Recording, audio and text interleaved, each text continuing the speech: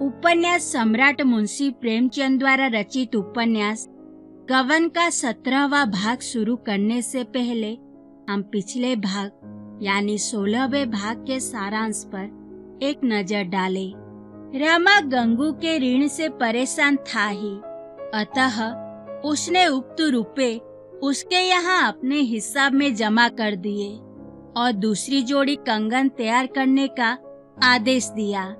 गंगू ने उस समय तो हाँ कर ली, किंतु अब वो सारी स्थिति समझ गया था, अतः उसने स्पष्ट कह दिया कि पेशगी रुपए लिए बिना वो कंगन तैयार नहीं करेगा।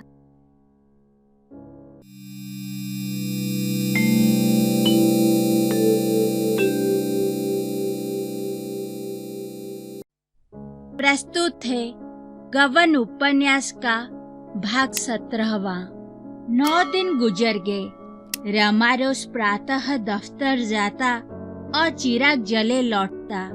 वो रोज यही आशा लेकर जाता कि आज कोई बड़ा शिकार फंस जाएगा, पर वो आशा पूरी ना होती। इतना ही नहीं, पहले दिन की तरह फिर कभी भाग्य का सूर्य ना चमका। फिर भी उसके लिए कुछ कम श्रेय की बात नहीं थी कि इन 9 दिनों में ही उसने 100 रुपए जमा कर लिए थे। उसने एक पैसे का पान भी ना खाया था। जालपा ने कई बार कहा चलो कहीं घूम आए, तो उसे भी उसने बातों ही में टाला। बस कल का दिन और था। कल आके रतन कंगन मांगेगी तो उसे वो क्या जवाब देगा। दफ्तर से आकर वो इसी सोच में बैठा हुआ था। इतने में रतन आ पहुंची। वो प्रसन्न न थी, उसकी मुद्रा कठोर हो रही थी। आज वो लड़ने के लिए घर से तैयार होकर आई थी।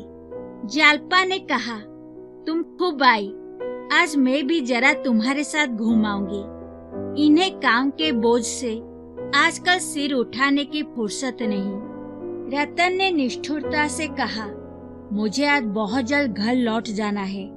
बाबूजी को कल की याद दिलाने आई हूँ। रमा उसका लटका हुआ मुंह देखकर मन में सहम रहा था। किसी तरह उसे खुश करना चाहता था। बोला, जी हाँ, खूब याद है। अभी शराब की दुकान से चला आ रहा हूँ। सुबह शाम घंटे भर हाजिरी देता हूँ। 2 आदमी लगे हुए हैं, पर शायद अभी 1 महीने से कम में चीज तैयार ना हो, पर होगी लाजवाब। जी खुश हो जाएगा। पर रतन जरा भी ना पिघली, तिनक कर बोली, अच्छा अभी महीना भर और लगेगा? ऐसी कारीगरी है कि 3 महीने में भी पूरी ना हुई। आप उससे कह दीजिएगा मेरे रुपए वापस कर दे। रमानाथ ने कहा, 1 महीना ना लगेगा, मैं जल्दी ही बनवा दूंगा। 1 महीना तो मैंने अंदाजन कह दिया था, अब थोड़ी ही कसर रह गई है। रतन ने कहा, मुझे कंगन पहनना ही नहीं है भाई, आप मेरे रुपए लौटा दीजिए बस। सुनार मैंने बहुत देखे हैं, पर ऐसी धांधली कहीं नहीं देखी। धांधली के शब्द पर रमा तिलमिला उठा। धांधली नहीं, मेरी हिमाकत कहिए। मैंने तो पेशगी रुपए इसलिए दे दिए कि सुनार खुश होकर जल्दी से बनवा देगा। अब आप रुपए मांग रही हैं, सराफ रुपए नहीं लौटा सकता। रतन ने तीव्र नेत्रों से देखकर कहा, क्यों रुपए नहीं लौटाएगा? रमानाथ, इसलिए कि जो चीज आपके लिए बनवाई है उसे वो कहाँ बेचता फिरेगा। रतन ने त्योरियां चढ़ाकर कहा, मैं कुछ नहीं जानती। उसने देर की है, उसका दंड भोगे। मुझे कल या तो कंगन ला दीजिए या रुपये। आप मुलाहिजा और मुरब्बत के सबब से कुछ ना कह सकते हो। आपको शर्म आती हो तो उनका नाम बता दीजिए, मैं पता लगा लूंगी। वाह, अच्छी दिल लगी है। दुकान नीलाम करा दूंगी, जेल भिजवा दूंगी। जालपा ने कहा, सच तो है, इन्हें क्यों नहीं शराब की दुकान पर ले जाते? चीज आंखों से देखकर इन्हें संतोष हो जाएगा। रतन ने कहा, मैं अब चीज लेना नहीं चाहती। रमा ने कहा, अच्छी बात है, आपको रुपए कल मिल जाएंगे। रतन, कल किस वक्त? रमानाथ, दफ्तर से लौटते वक्त लेता आऊंगा। रतन, पूरे रुपए लूंगी, ऐसा ना हो कि 100-200 रुपए देकर टाल दे। रमानाथ, कल आप अपने सब रुपए ले जाइएगा। यह कहता हुआ रमा मर्दाने कमरे में आया और रमेश बाबू के नाम एक रुक्का लिखकर गोपी से बोला, इसे रमेश बाबू के पास ले जाओ, जवाब लिखाते आना। फिर उसने एक दूसरा रुक्का लिखकर बिशंभर को दिया। माणिक दास को दिखाकर जवाब लाओ। आज जीवन में पहला अवसर था कि रमा ने दोस्तों से रुपये उधार मांगे। आग्रह और विनय के जितने शब्द उसे याद आए उनका उपयोग किया। उसके लिए यह बिल्कुल नया अनुभव था। दोनों कहाँ रह गए अब तक? कहीं खेलने लगे होंगे। शैतान तो है ही, जो कहीं रमेश दे दे तो चांदी है। मैंने 200 नाहक मांगे, शायद इतने रुपए उनके पास ना हो।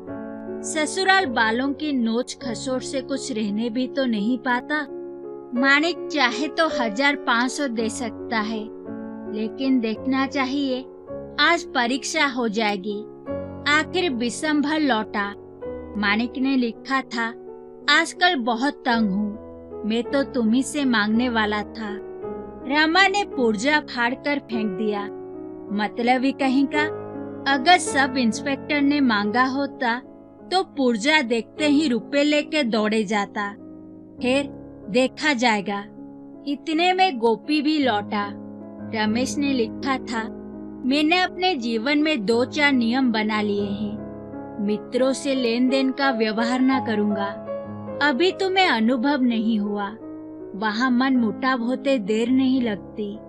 मेरे तुम प्यारे दोस्त हो, तुमसे दुश्मनी नहीं करना चाहता, इसलिए मुझे क्षमा करो।